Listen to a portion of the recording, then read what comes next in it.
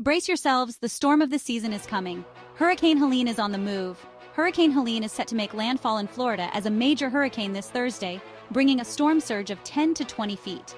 After Florida, it's headed for the Carolinas, where North Carolina is already under a state of emergency due to recent flooding. Helene started as a Category 1 storm but rapidly intensified. Expect hurricane-force winds and heavy rainfall. The Carolinas will face tropical storm conditions, heavy rain, potential flooding, and even tornadoes. North Carolina's mountains, foothills, and Piedmont Triad regions are especially at risk. Prepare for Helene's impact starting late Thursday night through Friday afternoon. Tropical storm watches are in place, so stay alert.